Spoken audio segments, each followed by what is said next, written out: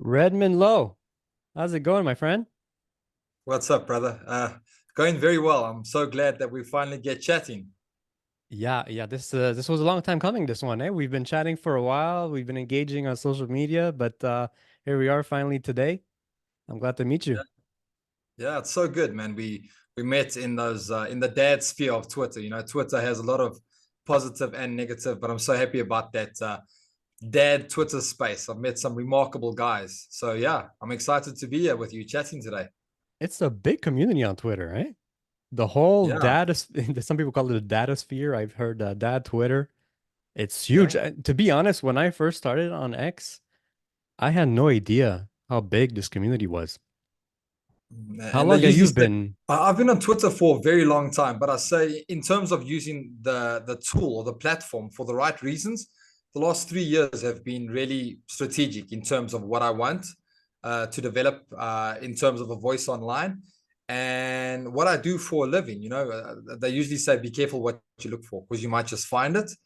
And if you look for the wrong things on Twitter, you'll find them. But Oh yeah. looking for the right things, oh man, we've got such a wonderful community. And I've heard that term datasphere. It sounded like a cheesy cliche, but it's growing on me because I continue to grow daily with guys like yourself and all the other guys that we are part of these wonderful communities. Yeah, absolutely. So, Redmond, tell me a little bit about yourself. How old you are, you got kids, you're married, what's going on? Yeah, man, I'm a 37-year-old man. I still think very young at heart. Got a lot of miles left in the tank.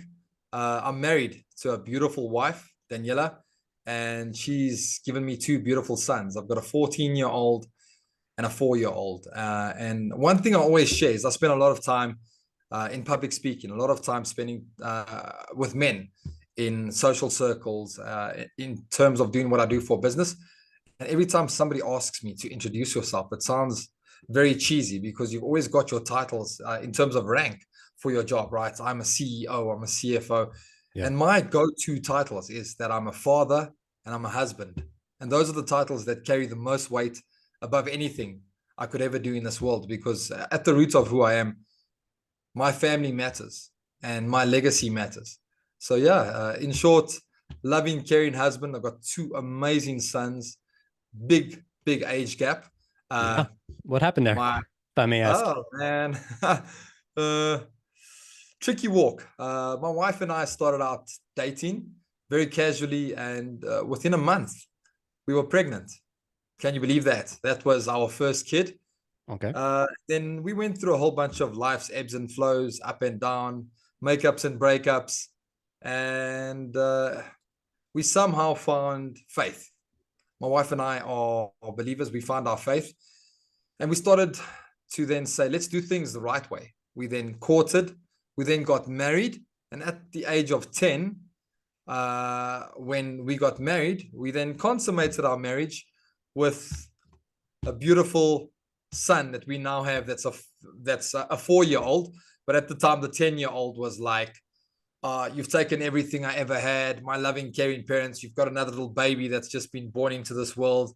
Yeah. Oh, how could you? You know how it is. But now we've got a 14-year-old and a 4-year-old that fight like cat and dog, but they are inseparable. They do everything together. They play from the time they wake until the time they go to bed. So yeah, That's awesome tricky because I was parts. going to ask you, how is their relationship with such a big age gap?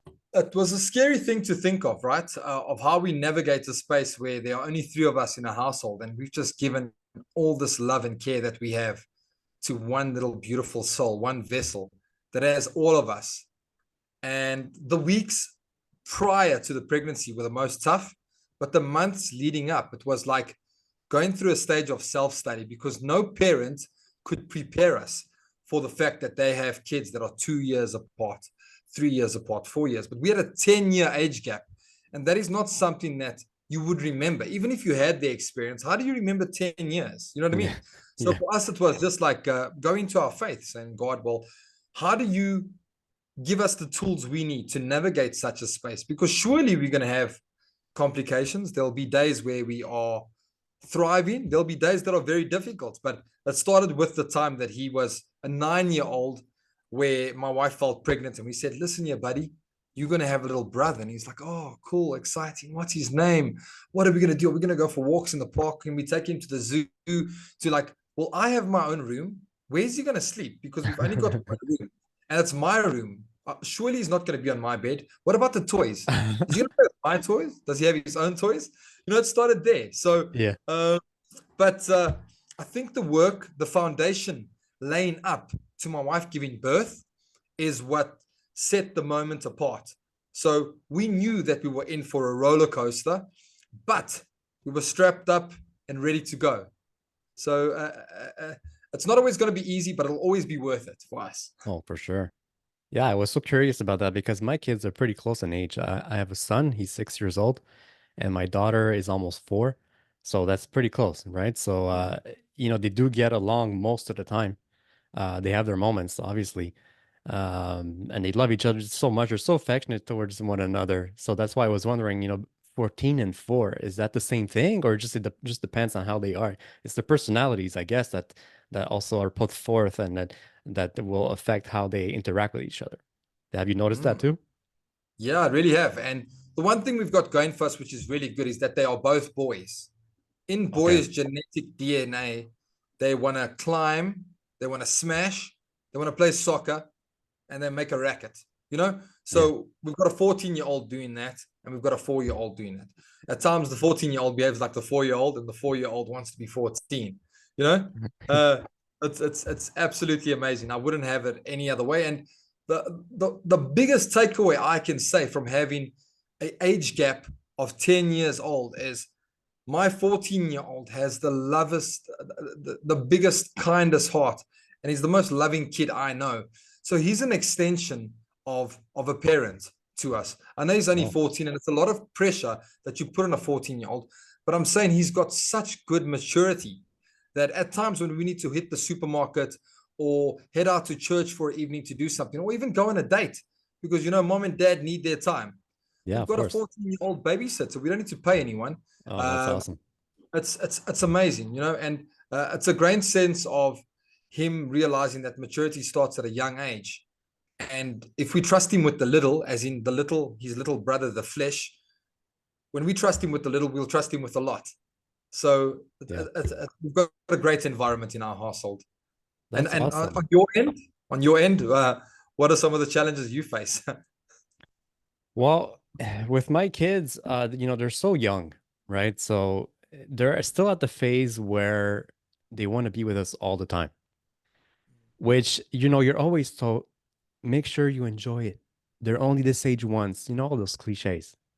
And to some extent it's true, but you've got other things going on too, right? You can't always be with them all day long, 24/7. It doesn't work that way. You got to work. Yeah. You got to take care of yourself too. Physically, fitness is a huge thing for me. And it allows me to be a better father. I got the energy to run around. My daughter's always asked me to chase her around the house, outside. So it's very important to take care of yourself. And you've got other, obligations. So they're at their age, like I said, that they always want to play with mommy and daddy. And I want to be able to say yes all the time because of everything that you're told. If they want to play with you, enjoy it because the day will come where they're not going to ask to play with you anymore. Yeah. Uh, so that's the challenge for me is to not force myself because I love it. I love to play with them, but sometimes you're a little bit busy and you got to be able to say, well, okay, you don't want to just say no, not now, because then I don't want to create that disappointment with them, Yeah. especially at such a young age. So I'll try to formulate like, well, okay, daddy can't right now, but I can't wait to play with you after I'm done this thing. Mm. So So, it's being aware of that and knowing that, reminding myself of that message and say that whenever I'm, indisposed. So that's one of the challenges for me. Did you that's experience that as well when they were younger? that's really important because I can tell you, obviously, based on if I go back to what I shared with my wife and I, just starting to date and casual fun, living in a world of a sinful nature led us to having sex before marriage, and then before you knew it, dating in 1 month we were pregnant. She was expecting, you know. Yeah. So the first 7 years of our relationship were a bit turbulent. So I wasn't the greatest father I had. And I read a sobering, eye-opening stat the other day saying that 70% of the time you spend with your kids, right, boys or girls, will be done by the age of 12. And then a further 90% will be done by the age of 18, meaning that in their adult life, from the age of 18, when they are traveling through young adulthood, like 18 to 25, before they become established, you'll have another 10% with them. You know, Wow. that's so sobering. And it made me Yeah. realize how many moments have I been running the rat race, you know, in the workplace. And I've had it like, you get this tug on your sleeve, Dad, and you're like, just give me a moment, just give me a minute, you know, I'll be with you now. I've just got to fire off another email. And you get them from the car, and then just the blinds peep open, like, Daddy, Daddy. I'd love to show you a clip at some point, but I'll share it with you online, right? Oh yeah. I got a moment 3 years back where I was out still in the corporate world, doing my job there before I've taken a change of employment. And my then 4-year-old was 1 and the 13-year-old was 11. And my wife and them were my greatest supporters. So I could see every day I get them like that, peep through the blinds. And as I opened the front door, they would just say, Daddy, Daddy, and just sing the song and all just give me this massive hug. And to this day, it's something that's not changed. I look forward to coming home and getting the biggest, greatest embrace from all of my kids. But it makes me think about that 70% of your time gone by 12 years old, 90% by 18 years old, Yeah. of how many times I've just neglected them, and I've not given into the fact that I've had a little kid peeping over my shoulder, dragging me, pulling me. And the times they would remember, not the presents, the gifts, and the toys, it was actually how many times I said yes and stopped what I was doing there and then to be spontaneous. We know that spontaneous plans, for me, living in the world before becoming completely sober of any addictions like drugs, alcohol, casino, all of these things, spontaneity was the greatest times of my life. And Okay. now, even with my kids, reframing my mindset now, being completely sober and functioning without any stimulants, being spontaneous have allowed the best plans, the best ideas, the best holidays, the best moments in my livelihood as a father to flourish. And man, I looking back, that's where they speak about the rear view, right? It's always a small glimpse of what you've passed, but you've got so much life to give through the windscreen, you know. Sure. And I often beat myself up about it, but then it puts me in a dark place. And I'd rather just focus on the fact that, man, I've got a life, I'm fit, I'm happy, I'm healthy, and let's do the most we can while I have time with them. For sure. And you touched on it a little bit, but I'm curious if you could tell me more about how you balance. We talk a lot about work-life balance, right? You mentioned that you were in the corporate world not too long ago. How is it now for you, the work-life balance? Are you able to be as present of a dad as you'd like to be with your current job? Yeah, absolutely. You know, it's been such a blessing to me. It'll be 2 years on the 1st of June that I am now working in a new environment. I went from corporate rat race, strict hours, focus time, deadlines, to working in the NGO space, which has different metrics of measurement for success, not as financially lucrative, but the greatest thing that I have is my time based on what I do, from being Yeah. an employee in a corporate space to being an employee in the NGO space in business development. I have my own KPIs. And as long as my KPIs are measured and ticked off and I'm completing what I need to do on a daily basis, I now get to drop my kids off at school, pick them up on a daily basis. In the middle of the day, if I want to take them for ice cream, I do that. If I want to take them to the amusement park or the arcade, I do that. Why? Because I've been a good steward of my time. It's not stuck in a hamster's wheel, being monitored on a daily basis. You got to check in this, you got to check in that. Why were you late? Why were you this? I work for a place where we are very spiritually mature, and they believe that if you are in a position where your family is functioning well, then you'll be an even greater asset to a place as an employee, you know? And It's our huge. environment thrives through family. So work-life balance is amazing. Like my days genuinely start at 4.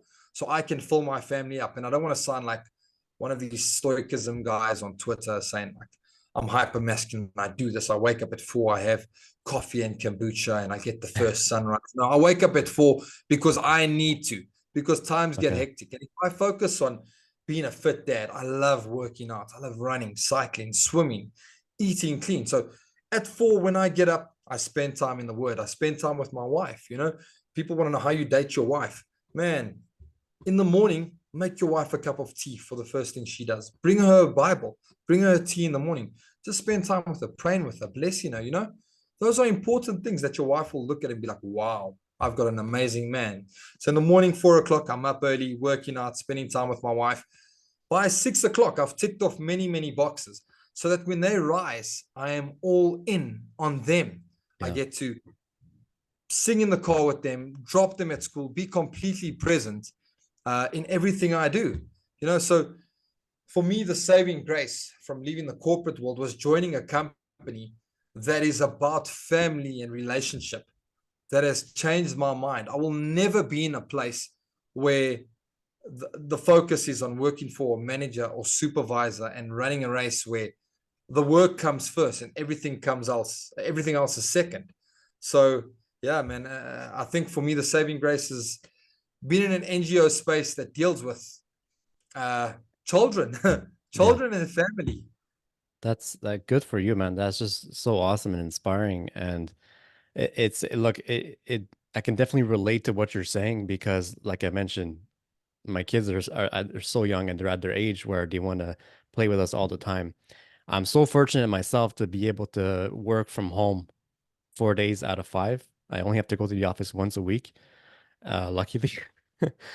And it makes it so that I'm available to be there when my kids wake up, Yeah, to drop them off at school or daycare, to pick them up, to be there at dinner time and at bedtime. And I wrote about this on X.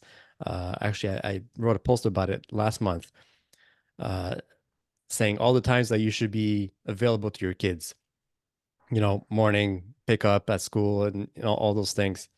And I realize it's not a possibility for everybody. It's not realistic, and I've said it because people do have jobs where they have to go in the office or anywhere else. So you mentioned you used to be in the corporate world not too long ago, and when we spoke offline, you told me a little bit about what you do, and to me it's just amazing. So I want to hear more about it. Can you walk me through what you were doing before, and then what led you to change, and how did you find your new career? yeah, man, that's a loaded question. I'll try to remember touching on all those points. But yeah, I was in the corporate world for I would say 12 years. I'm 37 now, so it was the biggest part of my adult life, starting in the corporate world as a 23-year-old, a youngster, not knowing much, and I delved into telecommunications, which I really enjoyed.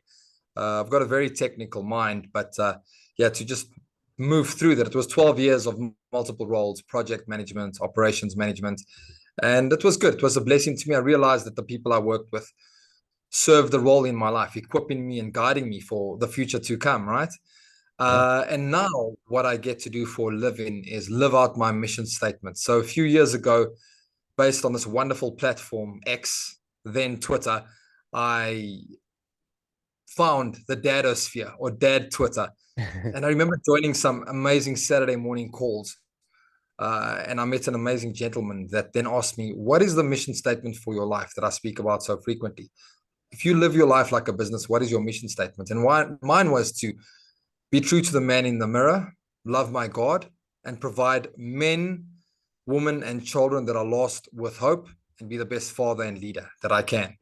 So, based on that mission statement, I then realized I needed to step up and do something. I've always been in faith-based work, voluntary work. Even when I was in the corporate world, it was something that always pulled on my heartstrings. And there's an amazing organization that I now get to work for called the Character Company. And the Character Company is exactly what it is: building character. So it's a long-term mentorship program to boys without father figures. And what do I mean by without father figures? That's not just a father that's abdicated his responsibility. That could be a father that has unfortunately lost his life to an unfortunate circumstance, disease, dread, whatever it may be. And father figures, meaning that some of these kids don't have access to a grandfather, an elder brother, a nephew, or an uncle in the household. So, in the absence of a father, that there's another man that picks up that mantle to say that you are a young boy and you need guidance, and I'm going to show you what a man does, how a man behaves. When he sits, does he hold his shoulders back? Does he walk with his head held high? And at the character company, that's what we do. So I'm in business development for this wonderful organization. And it Okay. sounds really fancy, right? Business development. The only thing I do is I recruit men that are fat, FAT, our acronym of choice. But those men are faithful, available, and teachable. So I go around the wonderful country of South Africa in our 9 provinces. I think what you'd call them out there are states. We've got provinces. No, over Uh, here it's their provinces too, actually. oh, fantastic. Yeah. So we've got provinces. In our provinces, I go around speaking to men about the importance of being positive male role models. And culturally, amongst our 11 different cultures and people that we have in South Africa, it's very difficult to raise kids that are not your own, you know? Okay. But the way I see it, kids are a privilege to raise. It's such a blessing having a house filled with laughter and joy. So, based on business development, I go around finding these men, training them, equipping them, and then placing them in social circles of impoverished communities. And the funny thing is, you genuinely think that the kids that are beaten up, that are struggling with life, are the kids from impoverished communities. You'll be surprised to know kids from the most affluent suburbs, the richest, wealthiest communities, also have their dads walking out on them. Systemic fatherlessness Mm. is not just a problem that faces poor kids that are hunger stricken. Men walk out on their responsibility, whether they are CFOs, big execs, billionaires, millionaires. And that leads back towards men falling victim to generational curses, men not being affirmed as young men, saying you have what it takes. Like that affirmation, that validation from the time we take our first breath until we take our last. Man, woman, child, auntie, uncle, niece, whatever. We need to be affirmed. Yourself, Remy, I'm sure that your wife telling you, you're an amazing dad. Thank you for being so loving. Thank you for doing what you do. Those are things we need. Yeah. They're intrinsic to our beliefs. They keep us motivated. You know, Yeah, we for sure. need, and young boys will not flourish and live up to their full potential unless they have a father guiding, shaping them, equipping them. And the reason I say a father is mothers can love, and they can love openly. They can love caringly. They can give everything a kid needs emotionally. But a mother, an auntie, a granny, a niece, a sister, they can provide those things from an emotional perspective. They can never be dad enough or man enough. Boys need men affirming them. And this is a hill I will die on.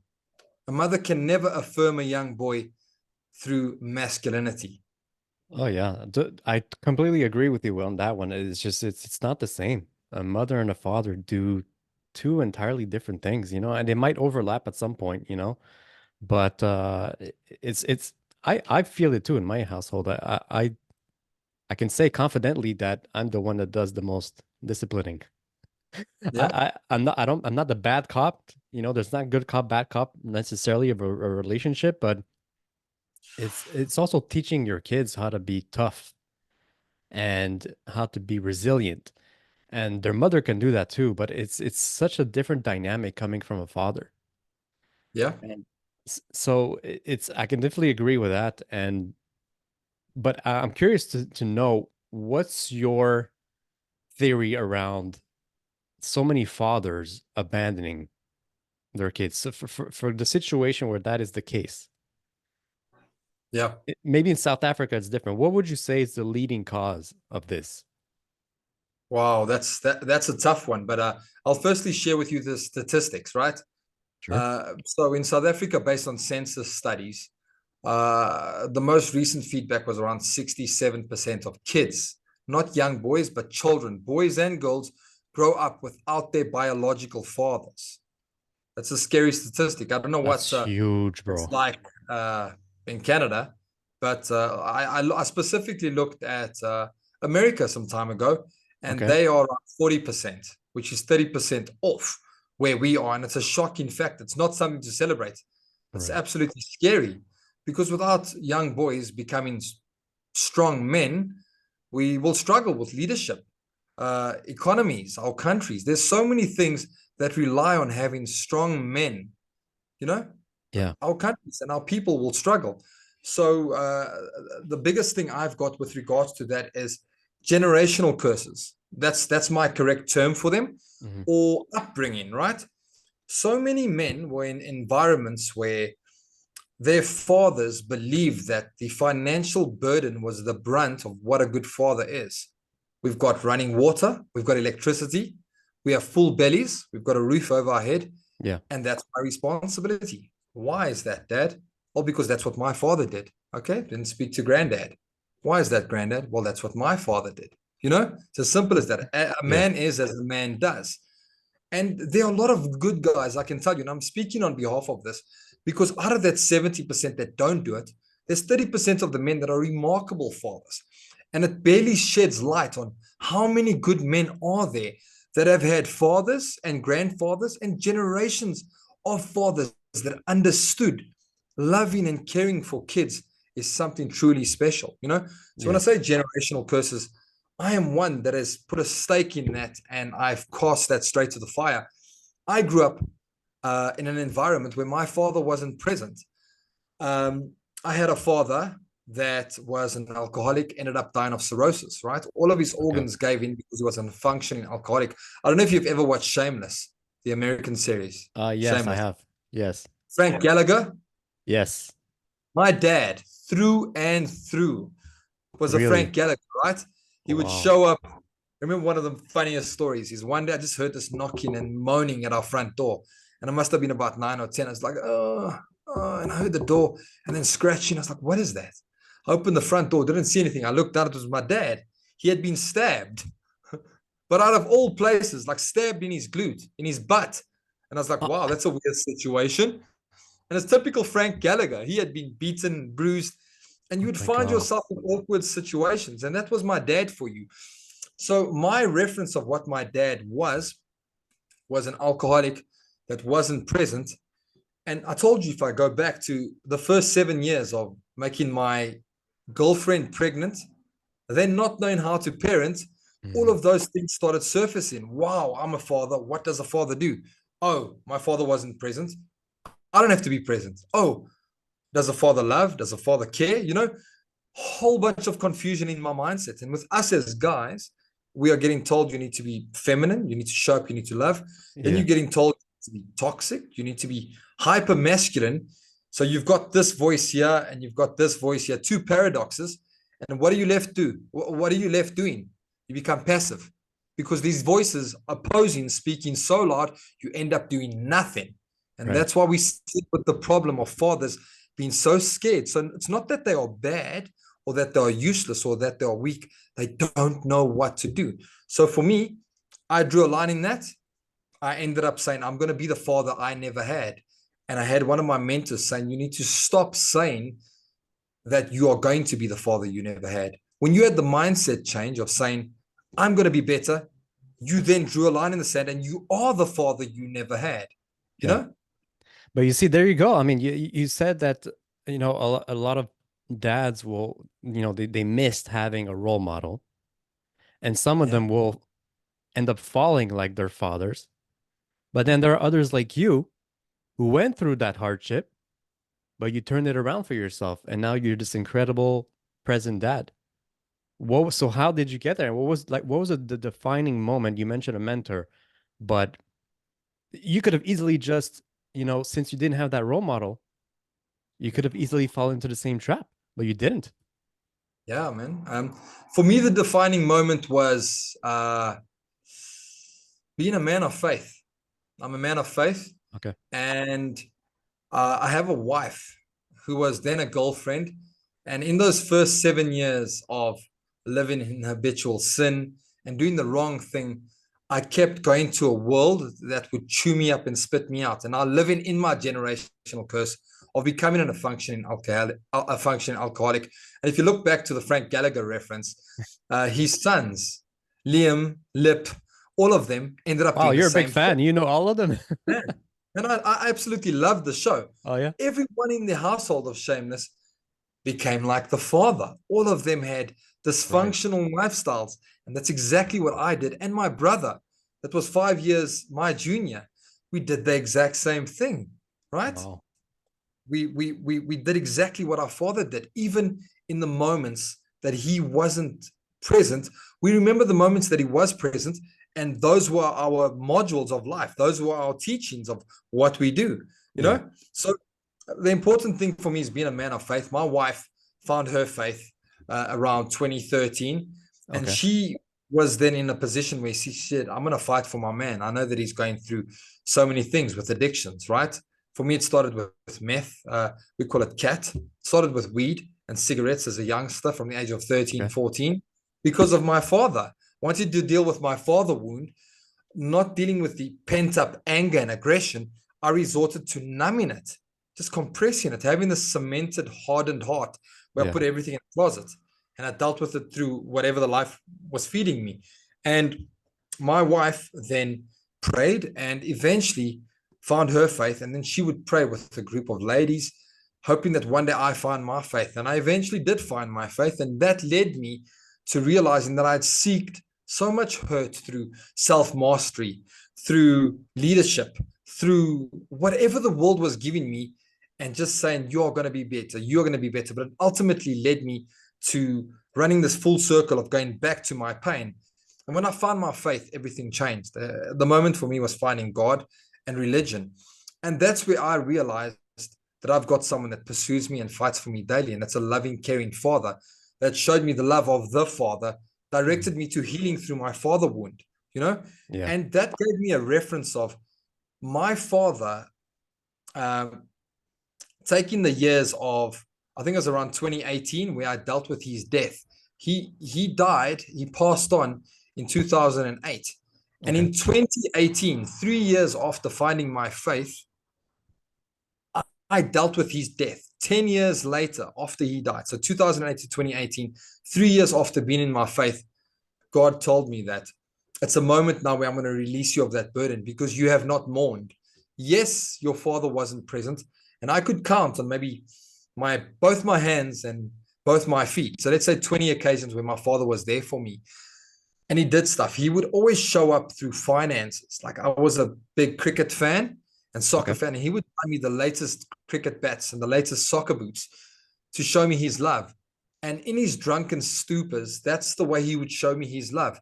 He Mhm. never expressed his love for me. And one of my pinned tweets or pinned messages on X, I can't say tweets if it's not Twitter, right? Let's say Right. pinned message Yeah. Don't worry about it. is I about make that mistake all the time. what would I ask my father, or how would I show my love to my kids because I wasn't taught these things. Hmm. And in those 20 moments that I had with my dad, when I had the reframing of my mind saying that I am now releasing this burden that I'm under, and I can mourn, I can cry. I remember distinctively being in a room full of ladies, my wife and her friends. And I'm like, God, you chose the wrong moment to make me deal with my father wound. Here I am as a 30-year-old crying, and all these ladies are saying, it's okay, let it out. And when someone tells you it's going to be okay and you're trying to stop crying, and you just cry more. Yeah, I'm crying, saying, Dad, I'm sorry. Dad, how could you do this? Dad, this, Dad, that. And then God just said, now that you've done crying, I'm going to give you new memories. And the memories were that my dad had the biggest hands that he had. They were the size of a normal serving plate. And that's bigger than your average male. Yeah. And even when he was drunk and he would come home in those moments that he didn't express through his words how much he loved me, he would always put his hand on my tummy. He would always, and I could remember this as a 5-year-old, as a 7-year-old, as a 10-year-old, and most recently before my memories went downward because of alcohol, cigarettes, nicotine, drugs, a 13 or 12-year-old, when he came home from his moments, he would always put his hand on my belly. He would somehow find his way to my room and put his hand on my tummy. And Okay. in that moment, I would wait for that door to open up. The door would open up, and I know it was my dad. I didn't want to acknowledge him because I missed him and I loved him. And I was angered because he didn't tell me he loved me, but he would put his hand on my tummy and he never said a word. And when he put his hand on my tummy, that would take away and rewrite every hurt that I ever had. And I only came to this revelation in 2018 because I was hurt and I had Right. anger. But God gave me new memories saying that this is the way he loved you, by putting that frying pan hand on your belly to let you know this is the only way that he could express it, because he was hurt. He didn't have the words. He could Right. not show it. And God said, those are the memories I'm leaving you with. Not drunken, beaten, bad dad, but loving dad that had been through the most, that couldn't openly express it. And now I get the ability to rewrite that by saying he was there and he was something special to me, you know? Oh, and look at this. I have my 4-year-old that just decided to Hi creep there. in and get a kiss. Say, hey, uncle. Say hello. Hi. Oh, he's doing his mute impression. He can talk. How's it He's going, very buddy? vocal. I think he's just being shy. Okay, say Yeah, that's bye-bye, okay. uncle. Okay, there. I'll see you later. Good night. He Bye. just came. Good night. Oh, that's so sweet. But yeah, That's so awesome. memories reframed from 10 years of dealing with a father wound Yeah. that left me in a place of negativity, animosity, anger, resentment, and all these emotions that To rattled me. me, dude, to Yeah, me, it's amazing that you went through all that and yeah, you managed to turn it around and to make yourself this amazing dad that you are now. How proud are you of yourself right now? man. There's no scale for it. You'll have to use the scale of how do we measure chili metrics? The Scoville scale, right? Yeah, yeah. 3.5 million. That's how proud I am, because, Good for you. man, I just, yeah, dealing with a father wound is hard. So if I go back to you saying, how do you think men deal? Certain men are under so much pressure financially, through a world where they are beaten around left, right, and center, through tough jobs, through not being able to cut it, through being bad fathers and being labeled. That's why they resort to alcohol, Yeah. nicotine, substance, and ultimately suicide. There's so many men that don't have spaces to voice their concerns, and that's a part of what I do. So I mentioned what I do for a living, and what I'm passionate about is recruitment of men to become father figures in social spaces, and they then get to help a group of 3 to 5 boys on a weekly basis walk a journey with them, being their true north, being their lighthouse, saying you are not going to be a product of an absent father. You might not have a physical father or a fleshly father, but you've got a mentor that will teach you so much more, you know? So outside of that, I also have, what do we call it? A side hustle called the Vanguard of Men, which is a Okay. men's leadership group, which was birthed over a year and a half ago, where I now, through the datosphere, have been blessed with wonderful skills and attributes. I go into corporate spaces and I go and speak to these organizations saying, give me 6 months, give me a year with your men, whereby I can tell you, I'm going to teach your men under the banner of mental health as the umbrella, and mental health with 6 important topics, right? Yeah. Personal development and leadership, purpose, identity, financial, health and wellness, and then vulnerability. So those 6 caveats, I go and teach men in these organizations. So I speak to the HR people or the PR people saying, give me these men, let me walk a journey with them, and I can guarantee you that they will be better for their families. They'll be better fathers, better husbands, and better role models. And when that is up, you automatically have better employees. And man, I have managed to secure a few wonderful leads, and I get to do this now, starting off as a guy that was broken, that had no Yeah. way of navigating myself through life. It's been stuck in a 9 to 5 where I was like, man, just the daily bread, the bread and butter. I'm coming home and I've got to wake up and do it again, regardless of how hard it is, to working for an NGO, doing what I'm absolutely passionate about, which is men's leadership and gifting men and showing them that we all have a voice you can practice that voice and your gifts within your area of influence. You don't have to be a CEO, an executive, a Right. public speaker. You can be an influence in your household, and that's where it starts, man. So Absolutely. That's awesome, man. You got so much going on, and it's so, look, everything sounds like it's full of purpose and meaning to you. Is that a proper representation of where you at right now in terms of state of mind? Are you feeling fulfilled? Or are you feel like you need still some steps that you need to take to get there? I am feeling satiated. I'm feeling fulfilled. Satiate. At I like this that. stage, I've taken a lot in. I'm consuming a lot, right? And it's a nice place of word, a play of words when we think about our consumption, right? Our consumption is not just the food we eat, but what I'm Right. consuming is good food for the soul, right? Yeah. Uh, uh, Surrounding myself with mentors. I don't have one mentor. I've got a mentor that I rely on, spiritual guidance. I've got mentors that I speak to about health and fitness. I've got mentors that I speak to about being a better father. I've got mentors I speak to when I'm weak, when I'm on my knees, struggling with the fact that I've dealt with lust, that I've dealt with alcohol addiction, substance addiction. I've got guys that I've walked journeys with. I've got younger mentees that I now mentor, 27-year-olds, 25-year-olds. And the funny thing is, being a mentor or being in a position of leadership, one of the biggest takeaways for me is that I always take away more than I can give. By being in a position to be a soundboard to help someone overcome pornography, masturbation, any form of abuse or substance, I take away so much more. It strengthens me. It equips me for the next battle, for the next journey that I'm on. Yeah. So yeah, very, very fulfilling, very, very purposed, but very, very busy. And it's a very, very fine line, because when you find that passion and that purpose, then becomes the juggling act, right? If you think Oh about yeah. these Cirque du Soleil people, they start juggling knives, bowling pins with flames. Starts off with 2, 3, 4, 5, 6, and it goes on. And eventually they are going to drop something.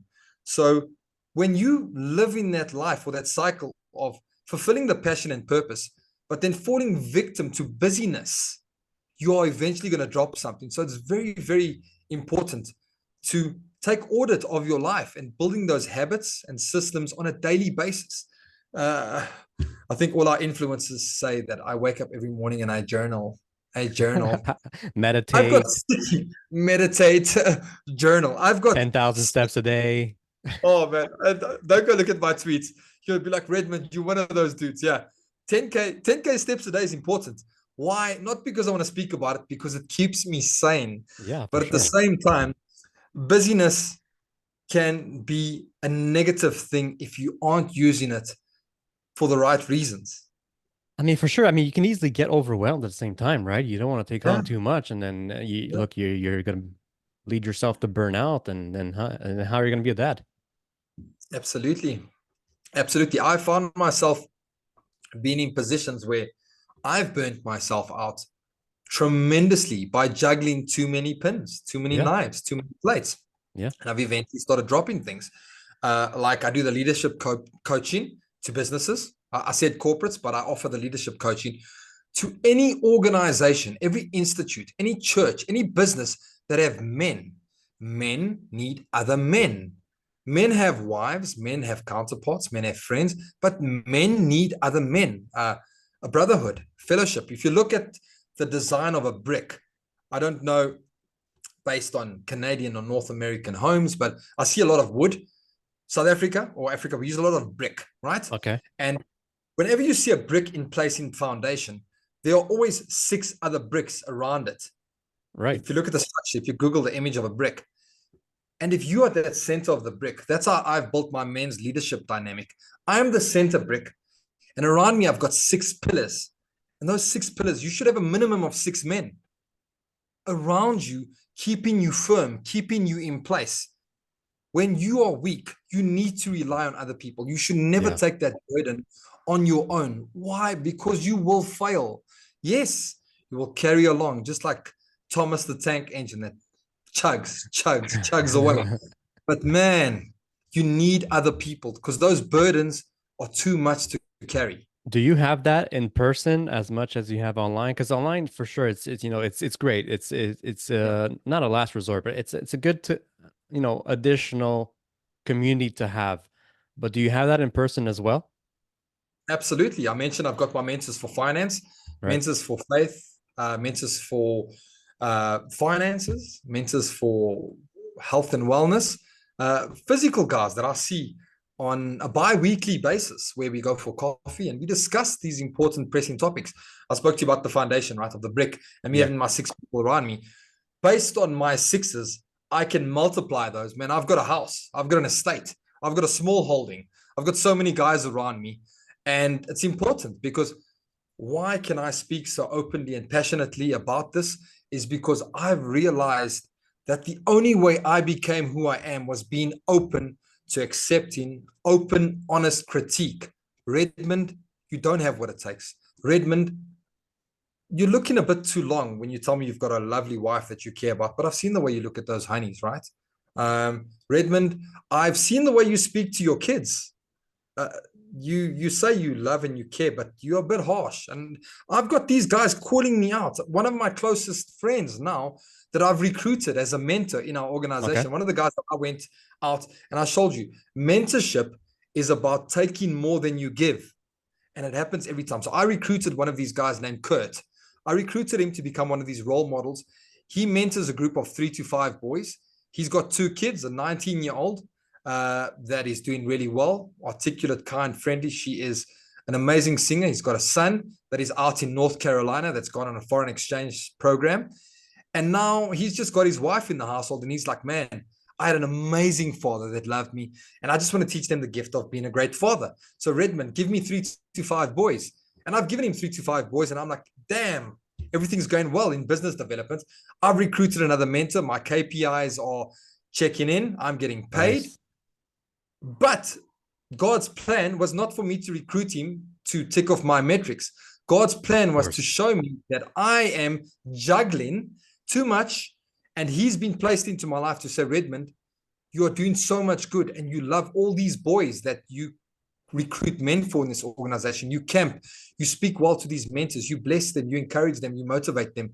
But in your own household, you're letting your 14-year-old down. You're harsh on him. You are snapping at him. And this is a mentor that I recruited that said, dude, you got to pull yourself together. You're loving on everyone else, but your house is on fire. Now, you see what I mean about the Yeah, mentorship, for being sure. able to take more than you give. And putting yourself in the right circles will reveal these things. And I've had guys call me out, and I welcome it. And why is it important? Because the average guy will not take that well. You go and tell a guy, dude, you're not treating your wife well. You want to go in a scrap? What is your problem, dude? Who are you to tell me that? You know what I If mean? if you have to give a message to a bunch of men who are fathers struggling, what would you tell them in 60 seconds? There's so much I can say. I can tell you about the passion, but the biggest thing is would find your why, right? So for family men, it would be your life's purpose, having a wife, having kids, figuring out what your identity is. For guys that are single, trying to navigate their way through lives, trying to find a great career path to forge a legacy for themselves one day, to have kids and one day a wife. So it's finding your why. So figuring out what your identity is because of societal pressures, removing the societal pressure and taking it a day at a time, realizing that you don't have to be like your next influencer, right? The Petersons, the Tates, the Hormozis, wonderful characters, but they have their own journey in their own race. You are unique. You are creating the image of a loving creator that wants you to be unique. So take the pressure off yourself and focus on what it is you want to do. Don't listen to the voices around you. Find mentors, find people that speak life, abundance, and wealth into you. For me, that's the biggest takeaway. Consumption, consumption, consumption, consumption. A man, a man thinketh. Like as a man thinketh, so is he. So if you think that you're negative, if you think you are weak, if you think you don't have what it takes, then that's exactly what you'll be. Awesome. Great message. I love it. Redmond, where can people find you if they want to come in contact with you on X? What's your handle for everybody to follow you? And Man, I'll link it below in the notes and show notes as well. Fantastic, man. I think my biggest place of sharing my message is on X. Okay. I'm looking to ramp that up this year. That's just simply Redmond Louw, Redmond Louw, Louw. But I just realized you're going to link the description I will. of Yeah. it, also to be in there, and Instagram. But I'm not doing much on Instagram. I share the occasional encouragement there, based on my camps, on my leadership work that I do with men. Okay. So yeah, I don't like just speaking about it. You can actually see that I be about it, right? We need to Right. be able to back up what we do, and that's what I love. I love sharing the journey of what it is to be a guy that shows up and expects nothing in return. Awesome. Redmond, thank you so much for coming on the show. Man, it's been an absolute pleasure. Keep up the good work.